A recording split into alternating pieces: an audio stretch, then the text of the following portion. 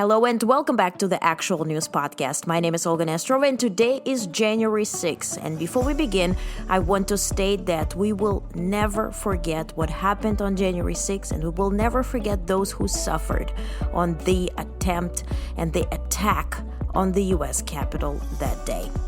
And today I got for you, Donald Trump is now certified as the next president of the United States. Current President Biden signed Social Security Fairness Act. Canadian Prime Minister Trudeau to step down, and other national and global news. All actual news, by the way. Let's go. And I hope you are comfortable because we begin, per usual, with the quick news, and we have a lot of quick news today. In his op-ed, President Joe Biden reflected on the significance of January 6th, stressing that while the peaceful certification of the presidential election was then a routine event, it should never have been taken for granted. He recalled the violent insurrection that took place on January 6, 2021, when rioters stormed the Capitol, threatening elected officials and law enforcement officers. Biden called on Americans to remember the gravity of that day and to resist efforts to downplay or rewrite the history of the attack. He underscored that the nation had to honor the sacrifices of those who fought for democracy and commit to defending it for future generations. The op-ed concluded with Biden's pledge to uphold the peaceful transfer of power and a reminder that democracy, even in America, was not guaranteed. Other news, U.S. Congress has certified the presidential election results. U.S. President-elect Donald Trump asked a New York judge on Monday to delay his January 10th sentencing on his criminal conviction on charges stemming from hush money paid to a porn star, citing presidential immunity. Idaho's abortion ban laws appear set to remain unchanged by state lawmakers this year as legislators await the result of lawsuits challenging the bans. Federal Reserve Vice Chair for Supervision Michael Barr announced on Monday that he will step down from his regulatory role effective February 28, though he will remain on the Fed board as a governor. The central bank stated that no major rulemakings would proceed until a successor is confirmed. Barr, a Democrat, was reportedly facing a potential legal dispute with President-elect Trump, who may have sought to remove him from his position before his term was set to end in July 2026. Jay Bratt, a senior national security official at the U.S. Justice Department and a lead prosecutor in the case accusing Trump of illegally retaining classified documents, has retired from the department. A spokesperson confirmed on Monday. Brad had been detailed to Special Counsel Jack Smith's office and stepped down on Friday. The retirement comes as Trump, set to return to presidency on January 20th, has vowed to investigate political opponents and others who have accused him of misconduct. A group of up to 300 Afghan nationals eligible for resettlement in the United States has arrived in the Philippines for temporary hosting while their U.S. visas are processed. Many of them worked for the U.S. government in Afghanistan before the American withdrawal in 2021. Washington is funding their stay in Manila as part of bilateral agreement announced last August. Pope Francis on Monday named a Catholic cardinal who has criticized Donald Trump's political agenda as the new leader for the Catholic Church in Washington, D.C., days before Trump is set to be inaugurated as U.S. president. Amazon Prime will release a documentary about Melania Trump later this year. Filming started in December with Melania serving as an executive producer.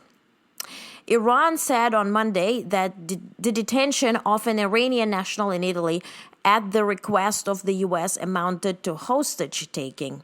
Iranian businessman Mohammed Abedini was detained in Milan last month. He is wanted by the United States on suspicion of involvement in a drone strike against U.S. forces in Jordan.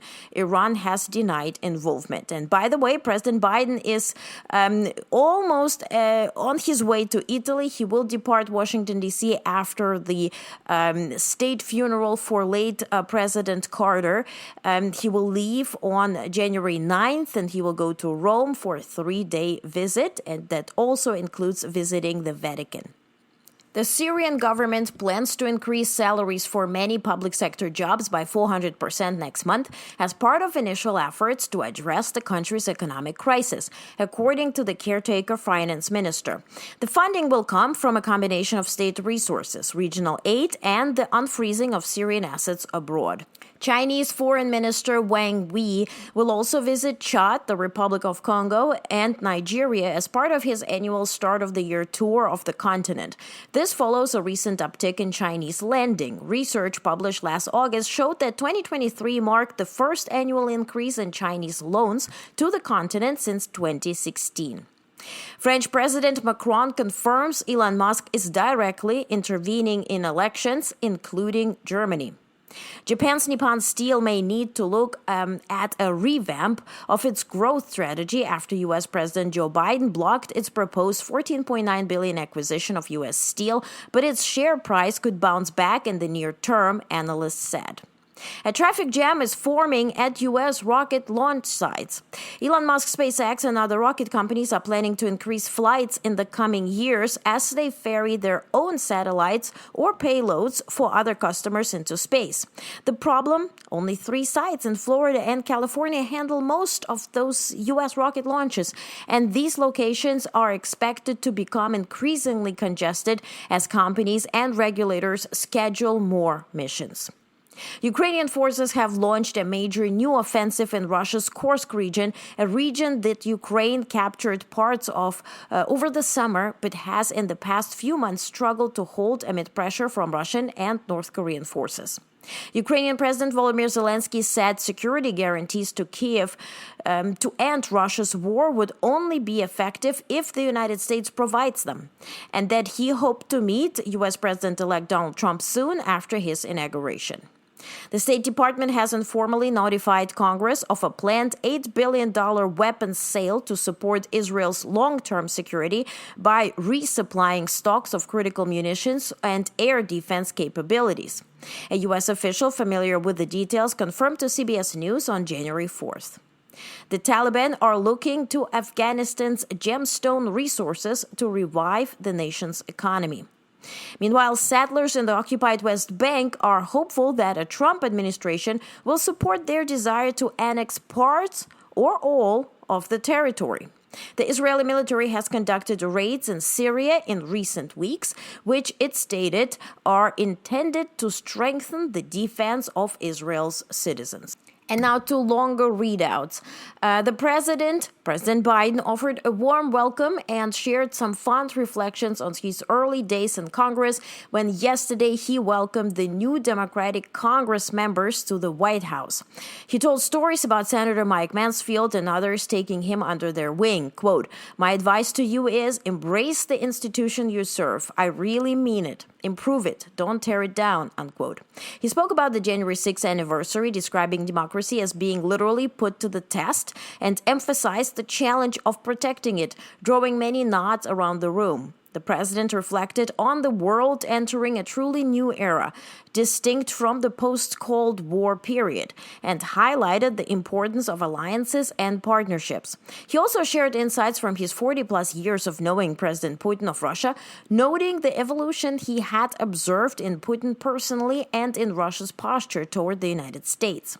He began wrapping up by lamenting the decline in civility in Congress, which he said became especially evident during his time as vice president. He specifically mentioned the gigantic loss of bipartisan launches and gestures alike.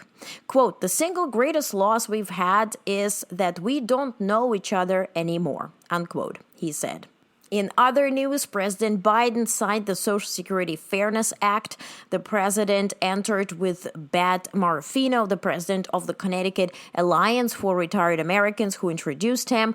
Biden thanked Senator Susan Collins, who received a standing ovation for supporting the legislation. He also expressed gratitude to Senator Schumer, who was not present. He announced that 2.5 million Americans would receive a lump sum payment to compensate for benefits not received in 2024 and said, quote, "I said repeatedly, if anyone tried to cut these programs, I'd stop it," unquote.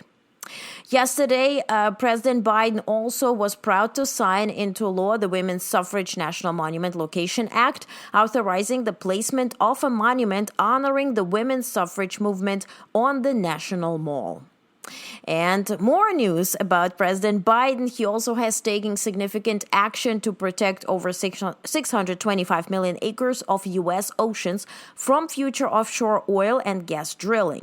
This includes safeguarding the Atlantic and Pacific coasts, the eastern Gulf of Mexico, and the northern Bering Sea in Alaska. This move aims to protect coastal communities, marine ecosystems, and local economies from the environmental risks of offshore drilling. Biden's decision is backed by nearly 400 municipalities, over 2,300 elected officials, and more than 70 coastal tribes, all of whom have raised concerns over the environmental, economic, and health threats posed by drilling. This historic action builds on Biden's broader conservation agenda, which has now protected more than 670 million acres of U.S. land and waters, making him the most conservation-focused president in U.S. history.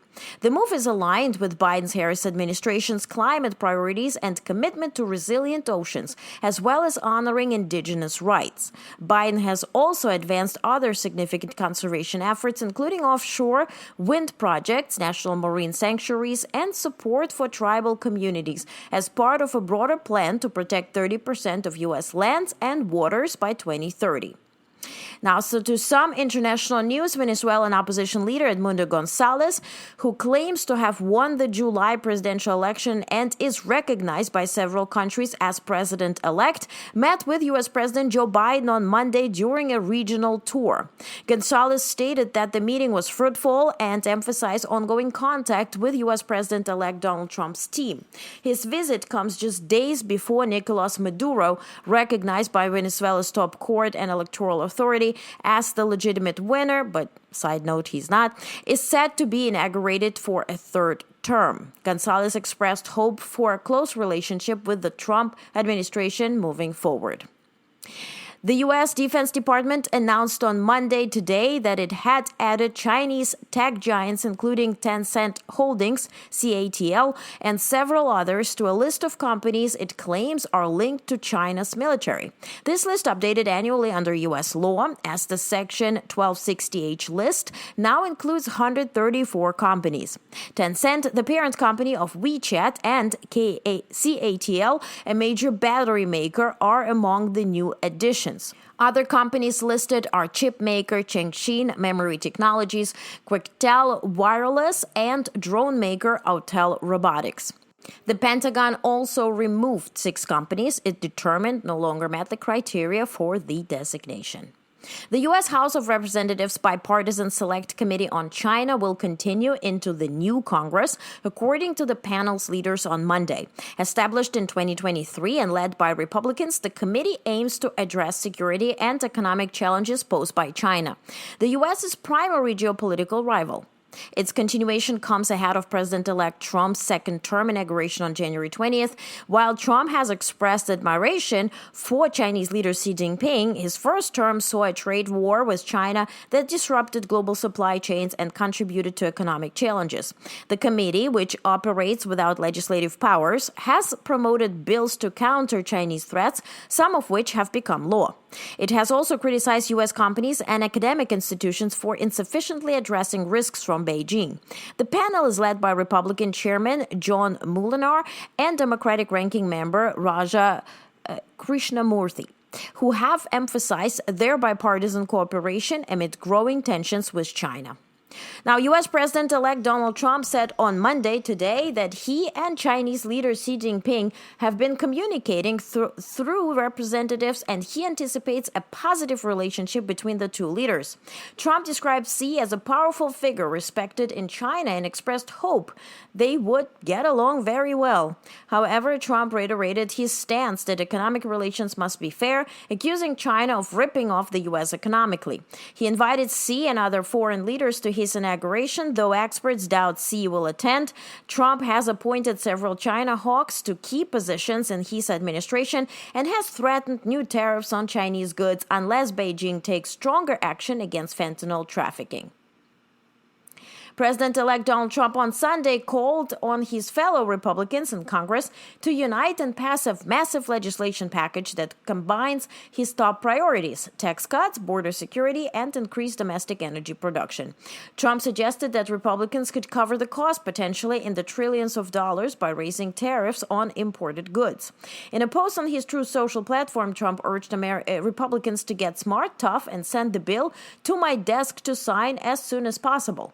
His call comes as Republicans control both chambers of Congress by narrow margins and have been debating whether to pass these measures separately or combine them into one package, as Trump advocates. A single bill could allow Republicans to quickly fulfill Trump's campaign promises, but it also risks alienating members with concerns over specific provisions. For instance, Republicans from high-tax states like New York and New Jersey have expressed interest in revising some elements of the 2017 tax cuts, which negatively impacted their constituents. Trump is also pushing for the elimination of tax on tipped income, which could further increase the overall cost of the legislation. Republicans plan to use complex budget rules that would enable them to pass the package with simple majorities, avoiding the need for Democrat support, but also limiting the scope of the package. The narrow Republican majority in the House, which is 219 to 215, adds another layer of complexity, as unity will be crucial to passing such significant legislation. U.S. President-elect Trump aides are exploring a new approach to tariffs, considering levies only on critical imports related to national or economic security, according to a report by Washington Post. This plan marks a shift from Trump's previous campaign promise to impose a broad 10% tariff on global imports and a 60% tariff on Chinese goods, which trade experts warned could disrupt trade and escalate costs.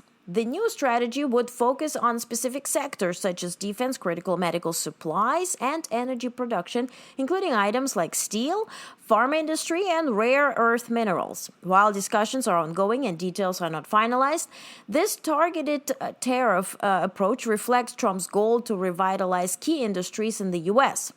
Meanwhile, right after the report was published in Washington Post, U.S. President-elect Trump on Monday rejected the report, said and claimed that his aides were considering a tariff plan targeting only critical imports. In a post on Truth Social, Trump dismissed the story as inaccurate, asserting that the report, based on anonymous sources, was false. He accused the newspaper of spreading fake news, emphasizing that his tariff policy would not be scaled back as suggested. Well, time will tell. Following a Medal of Honor ceremony at the White House on Friday, 7 soldiers were inducted into the Pentagon's Hall of Heroes during an off-site ceremony at Joint Base Maya Henderson Hall in Arlington, Virginia. The honorees included 5 Korean War veterans and 2 Vietnam War veterans, including Kenneth J. David, who was the only living recipient.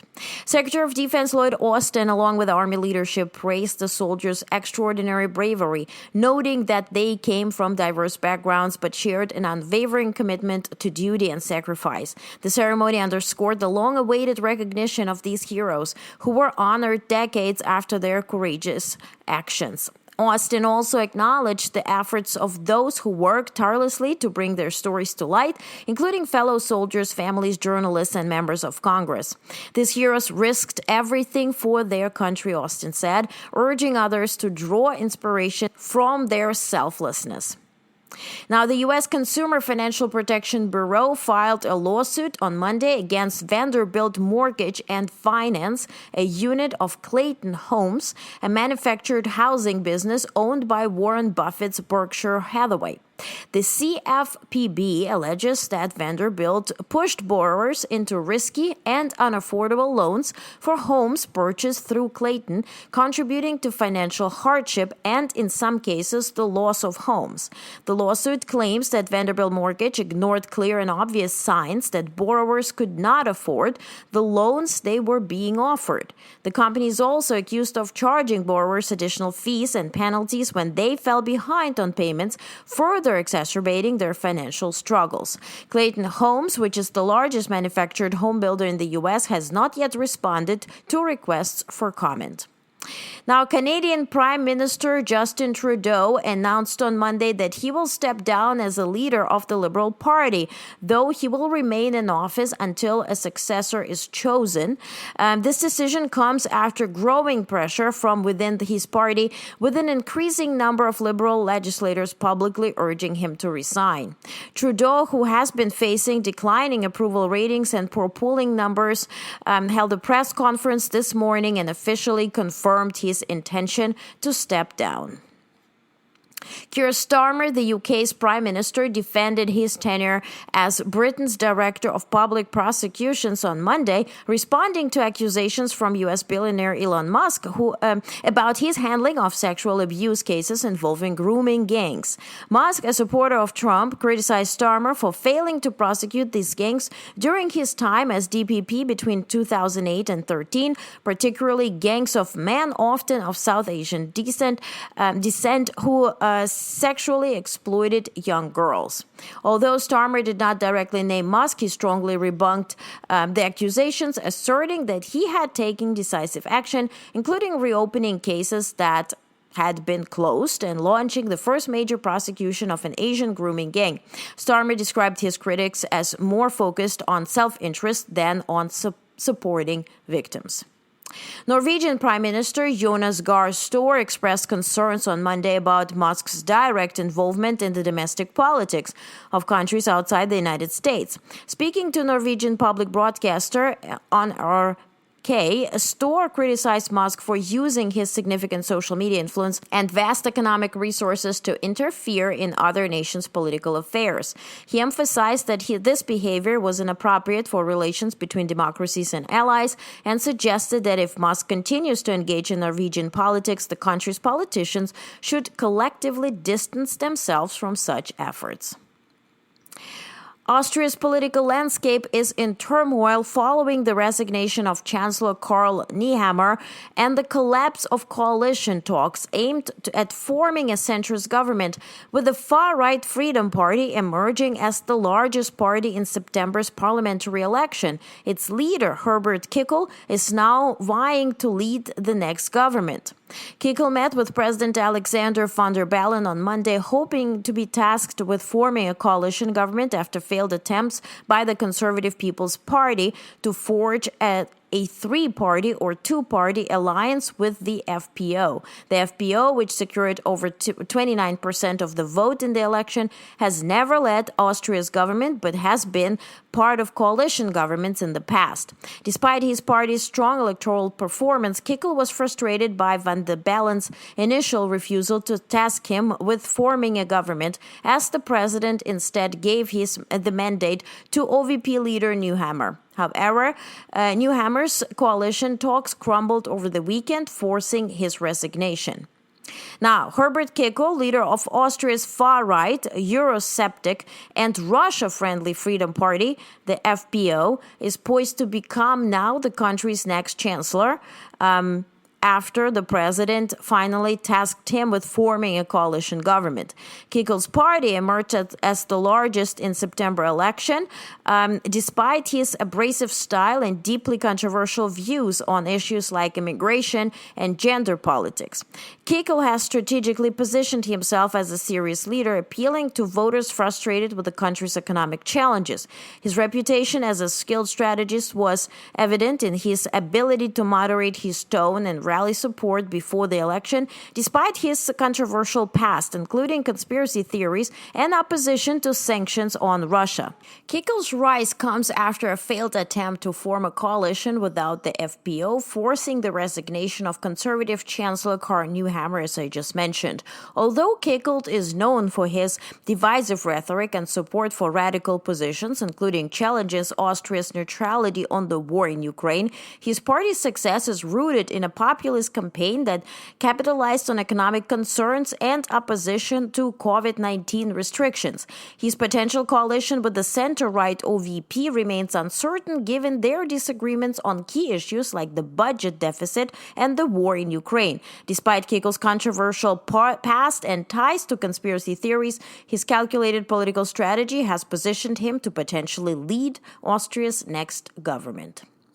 The United States is finalizing steps to resolve long-standing obstacles preventing a civil nuclear partnership with India, U.S. National Security Advisor Jake Sullivan announced on Monday. The two countries have been discussing U.S. nuclear reactor sales to India since mid-2000s, but Indian liability rules, which place the burden of accident compensation on operators rather than plant manufacturers, have hindered progress. The deal, originally signed in 2007 under President George W. Bush, marked a significant step in allowing the U.S. to export civilian nuclear technology to India. However, India's nuclear compensation laws have delayed the country's goal of adding a nuclear power by 2030. Sullivan's remarks in New Delhi come ahead of President-elect Trump's inauguration as the U.S. looks to strengthen ties with India. The two nations also plan to discuss a wide range of issues, including China's impact on regional infrastructure, artificial intelligence, space exploration, and military licensing during Sullivan's visit. The Biden administration is preparing to impose new sanctions on Russia in response to its ongoing war in Ukraine, focusing on tankers transporting Russian oil sold above the $60 per barrel price cap. The move targets Russia's shadow fleet of aging ships that have been used to circumvent the cap, which is designed to reduce Moscow's oil revenue. These tankers are often considered less safe and more prone to environmental risks, according to shipping experts. The sanctions are part of a broader strategy to undermine Russia's financial capacity to sustain its invasion of Ukraine. Since Russia's invasion in February 2022, the U.S. has already sanctioned dozens of such vessels. The sanctions will likely extend to individuals and entities involved in oil trade networks that violate the price cap, with discussions also including possible penalties on Chinese banks supporting the transactions. While the cap has prompted Russia to shift oil sales to countries like China and India, which buy Russian crude at a discount, the U.S. remains focused on curbing Russia's ability to fund the war. U.S. Treasury Secretary Yellen previously noted that further sanctions on tankers could be forthcoming. The sanctions are expected to be part of a large package, with most details anticipated in the coming days. U.S. Secretary of State Antony Blinken made a final push for Gaza ceasefire on Monday, urging for a truce deal before President Joe Biden leaves office. Blinken's remarks came after a Hamas official confirmed that the group had cleared a list of 34 hostages to be released as part of a potential ceasefire. On Monday, also, North Korea fired a ballistic missile into the sea off its east coast, coinciding with U.S. Secretary of State Blinken's visit to Seoul during a period of political instability in South Korea. South Korea's military confirmed the launch, and Japan's Coast Guard reported that the missile had fallen into the sea. Earlier, Blinken met with South Korea's acting president Choi Sang-mok, emphasizing the U.S.'s unwavering defense commitment to South Korea and calling for enhanced diplomatic and security cooperation to deter further North Korean provocations. South Korea's anti-corruption agency, the Corruption Investigation Office for high-ranking officials, requested police assistance on Monday to execute an arrest warrant for impeached President Yoon Suk-yeol. The move follows a failed attempt last Friday when a tense standoff with Yoon's presidential guards, who formed a human chain to block investigators, prevented the warrant's execution. And finally, Chile's President Gabriel Boric became the first leader in the Americas to visit South Pole, arriving at the Amundsen Skoll South Pole Station on January 3, 2025. His visit underscores Chile's commitment to its territorial claims in Antarctica and its role in scientific research, particularly concerning climate change. Accompanied by scientists and cabinet members, Boric emphasized the importance of Chile's growing presence in the Antarctic research, stating that the country's positioned itself as a gateway to the region. Only two other leaders from New Zealand and Norway had previously visited the South Pole, despite competing territorial claims by various nations. Antarctica remains a scientific preserve under the 1961 Antarctic Treaty. And that's all for today. I highly encourage you to check out tonight's premiere, 8 p.m. Eastern. We have a premiere of this exclusive interview that I conducted yesterday with the war drone expert, Carl Larson, who has fought in Ukraine, has co-founded a huge, amazing nonprofit organization where he works with other 170 companies to provide drones to Ukraine. He talked about Ukraine, what happened, what is happening, what to expect given the change in U.S. administration. And also we talked about New Jersey and New York situation with the drones. Remember the mystery over New York and New Jersey? He explained what it was. Are we ready for any potential impact on this? And what does he expect to happen next? So don't miss it tonight, only on YouTube. Tap the video and please watch it at 8 p.m. Eastern or anytime thereafter. And I also, of course, went live with AM Actual News this morning. We'll do it tomorrow again, only on YouTube. So all the links are in the description. Please subscribe if you're listening from the newsletter. I thank you so much. And please read our newsletter. It's free and it's actual news. See you tomorrow back on the Onest podcast and Actual News podcast. And this is Onest. Have a fantastic evening and a good night.